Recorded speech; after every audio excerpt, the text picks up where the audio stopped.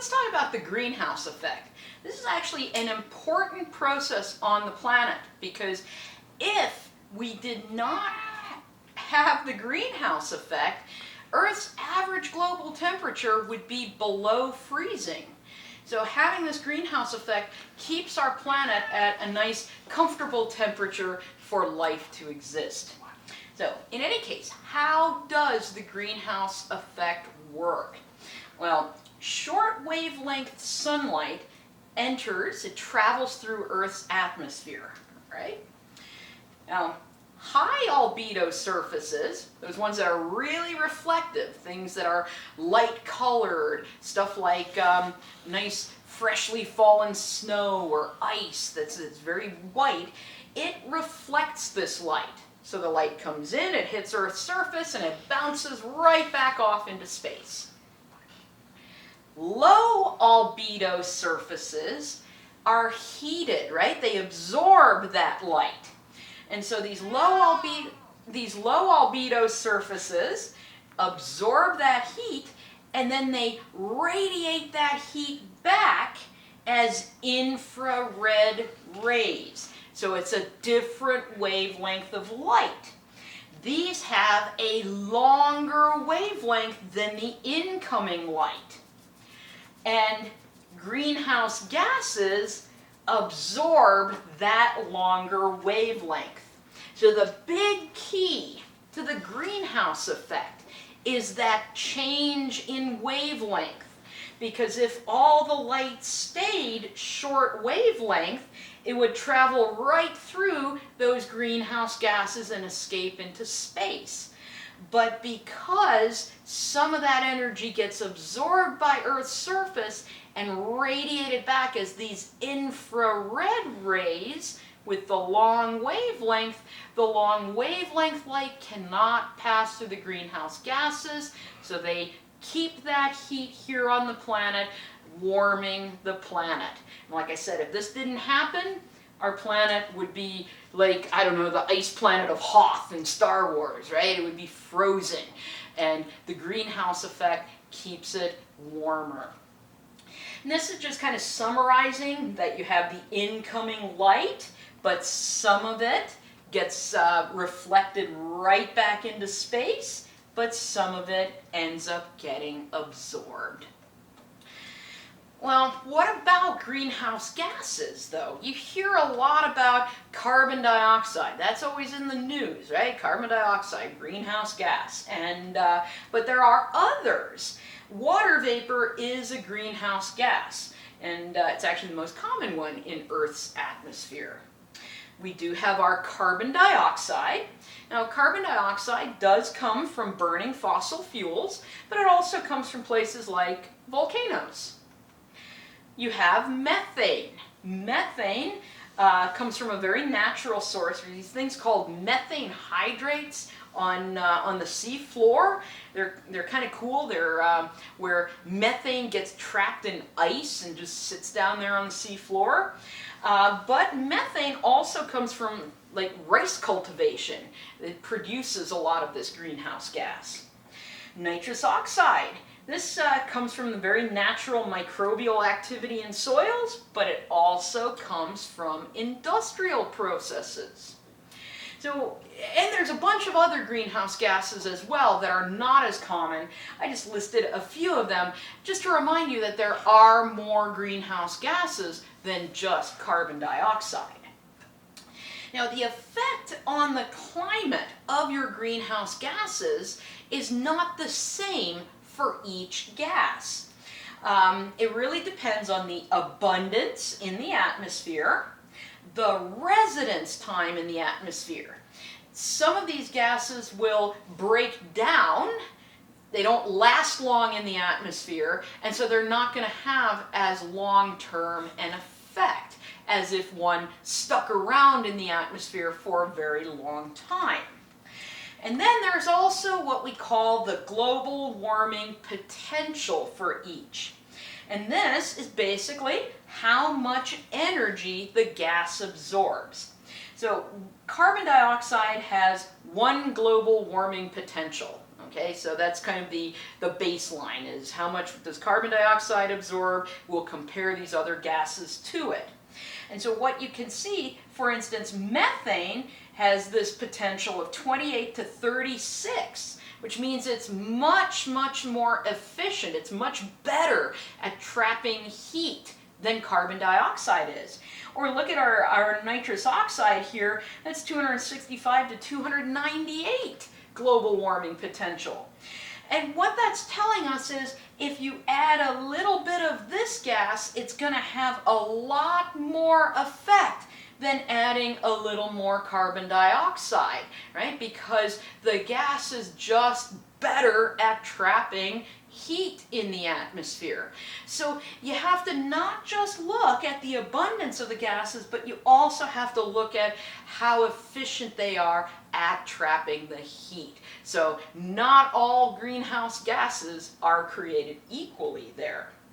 All right, so now that we understand a little bit about our climate system and the greenhouse effect and things like that, let's take a look at the atmosphere, the structure of the atmosphere, and a little bit about how weather patterns work.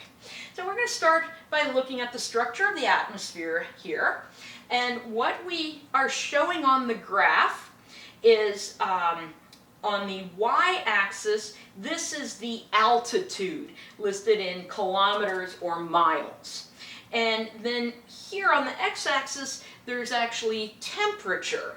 And that's shown by the red line. So here's 0, so this is where it's getting colder, warmer, colder, and so on. And the atmosphere has layers in it, like ogres have layers. And so anyway, the lowest layer of the atmosphere, basically what we live in, what our weather patterns are in, is called the troposphere. And the troposphere goes up to 9 kilometers high to 12 kilometers high, depending if you are at the poles or the equator. And in here we have convection. There's this continual convection. And convection is where material is heated, becomes less dense, it rises, and then it cools off, becomes more dense, and sinks. And so there's this constant like churning and turning of the atmosphere. And that's in fact where it gets the name from. Tropos in Greek means turning. So there's this constant convection going on. And when we talk about things like hurricanes or warm fronts or cold fronts, those kinds of weather patterns, they are all happening here in the troposphere. Now, once we get above the troposphere, we're going to enter the stratosphere. And the stratosphere goes from the top of the troposphere to about 47 kilometers high. And there's no convection here. And in there, you get the ozone layer. And the ozone layer absorbs incoming UV, ultraviolet radiation, which is very bad for us because it can cause like skin cancer and mutations and things. So ozone up there in the stratosphere is a good thing. Now above the stratosphere, we get the mesosphere from 47 to 82 kilometers high. And when we see those shooting stars burning up, most of that's happening up there in the mesosphere. And then we get to the thermosphere, above 82 kilometers high, so that's way up there. And this is where the aurora occurs. So when you see the northern or southern lights dancing in the sky, those are way up there in the thermosphere. And those are the basic layers of our atmosphere. And hey, there we have some nice northern lights over Hammerfest, Norway. All right, in the atmosphere, we have high pressure areas and lower pressure areas, and the atmosphere can heat and cool. And a lot of this, or some of this, has to do with adiabatic heating and cooling. So cooling occurs when rising air expands without a change in heat. And you have to start thinking of heat and temperature as being two kind of different things. Heat is actually the activity of the molecules, and temperature is measuring that. But in any case, what happens, imagine you have the same amount of heat here. As this air rises, it expands. So you have that same heat in a larger area, which means the temperature cools, right? Same heat, bigger area, cooler temperature. That's adiabatic cooling. Adiabatic heating is the opposite of that. Heating occurs when air descends, when it drops down, and it is compressed without a change in heat. So we have a certain amount of heat in this parcel of air. As it descends in the atmosphere, it is forced to compress together. So we're packing more heat in a smaller volume, which will raise the temperature in that case. And this is why, if you've ever seen the movie The Day After Tomorrow, came out like in the early 2000s, and they had this big thing about, well, cold air is descending so fast it can't warm up. It's like absolute rubbish, because it violates the laws of physics. The laws of physics say it has to warm up because as it descends, it gets compressed, and when it gets compressed, it is forced to warm up. So there, take that, Hollywood, and your bad science. I just had to get that in there. But here's a rule when we're trying to look at the way the atmosphere behaves and where we're going to get different weather patterns like precipitation. Remember this rule. Cold air can't hold as much water as warm air. All right? That's very important. So if we look at the overall atmospheric circulation, and we're focusing in the troposphere, where our weather patterns happen, the majority of the incoming sunlight is going to arrive at the equator. And so this is going to warm our air. And when air warms, it expands, right? Warm things expand, cool things contract. So when the air warms, it expands, it becomes less dense, and it rises at the equator. As it rises, what happens to air as it rises? Right? As air rises, it expands and cools. As air cools, it can't hold as much moisture as warm air. So most of our rainforests, think about Central Africa, the Amazon, Indonesia, those happen along the equator because that's where this warm air is rising upwards, cooling, and it's forced to drop its rain. And then that air, as it cools, it contracts, it becomes more dense, and so it sinks. And so we set up these convection currents in the troposphere of rising warm air and sinking cooler air. And you can see there's basically 6 major convection currents, 3 in the northern and 3 in the southern hemisphere. Now if you looked at this, let's go back here. Notice the air rises, it sinks, and then it travels back to the equator. But if you notice on here, it doesn't travel back to the equator in a straight line. It has this curve to it. Right? The air is traveling from here towards the equator, but it kind of curves off. Well, that happens because of something called the Coriolis Effect. This is a force resulting from Earth's rotation. Moving objects, like wind, you can think of wind as a moving object, it's moving air particles. They're deflected to the right in the northern hemisphere and to the left in the southern hemisphere because as they're moving, Earth is rotating under them. That's the Coriolis effect. And we'll see a little more about that when we start talking about storm systems like hurricanes in the northern and southern hemisphere.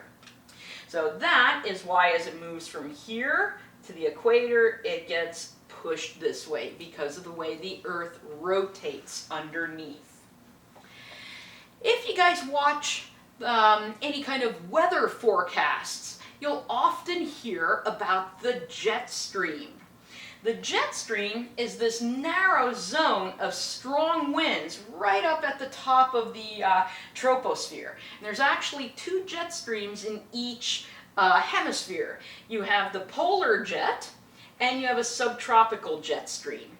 And depending exactly where these are located, they can bring very cold parcels of air from the polar areas, or they can bring warm air from more tropical places. So we have these two jet streams that exist up towards the top of the troposphere. Now let's talk about atmospheric pressure, because again, if you watch the any kind of weather forecasts, you'll see the meteorologists saying we have a high pressure system here and there's a low here, and they're trying to explain where the storms are going to be. Well, why is this pressure so important to that? Well, atmospheric pressure is the force exerted against a surface by the weight of the air column above it. So the air column is all of the atmosphere from here at Earth's surface up to the top of the atmosphere. And you might not think it weighs anything, but it does, right? That's all made from matter. It's made from oxygen and nitrogen and carbon dioxide and a whole bunch of other gases. And so that's like the weight of all of that atmosphere pushing down on us. That's atmospheric pressure. Now, if you have low pressure, this is caused by rising warm air. So you have the normal atmospheric pressure pushing down, but you have this rising warm air pushing up. So they're kind of fighting against each other. So the overall pressure will be just a little bit lower than typical. Now, would we get precipitation here? Got to think about it. Let's think way back to I said there's a rule. Cold air doesn't hold as much moisture and not as much water as warm air. Well, we have rising warm air. As we get higher in the atmosphere, what happens? The air cools down. So when you have rising warm air and it starts cooling down, we get precipitation. So start watching your weather forecast and you'll see when they're like, a low pressure system is moving into Texas. We're getting some rain. Pay attention to that. All right, high pressure is going to be the opposite. You have descending cold air. So you have your normal amount of atmospheric pressure. You have this descending cold air on top of that. And so you get a little extra pressure pushing down. You don't get precipitation in this fact because we don't have air cooling and losing its ability to hold all that water. So usually when a high pressure system moves in, that's when you have clear skies and sunny weather. And that's what we're trying to show right here in this diagram. When we have this low pressure rising, the rising motion cools the air, you get condensation, and you get clouds and rain. When you have the sinking air, well, this is when it's going to be nice and dry, and it's going to be sunny. Now, these differences in the air pressure is what sets up wind. Wind always travels from high pressure to low pressure. And the greater the difference between high and low pressure, the stronger the winds are going to be. This is why in hurricanes you get very strong winds, because you have very low pressure in your hurricane. So all the wind wants to race to that center of low pressure. And that's why you get the strong winds when you have those hurricanes. All right, what about warm and cold fronts? That's another thing that you hear a lot about if you watch weather forecasts. Well, warm and cold fronts are boundaries between warm and cold air masses. And it's pretty interesting how these got the name front. This goes back to the First World War. There was, in fact, a Norwegian meteorologist who was working on better understanding how weather patterns worked, and he started seeing the weather patterns being almost like battle lines, because usually at frontal systems you get stormy weather. And so he kind of saw these places where warm and cold air masses meet as like a battle between warm and cold air. And since this was the time when the First World War was going on, you had like the Western Front where two armies were meeting and battling out, or the Eastern Front where two armies were meeting and battling things out. And so he ended up calling these places where these two warring air masses met fronts, because it made him think of the battles of the First World War. More about that in our next volume.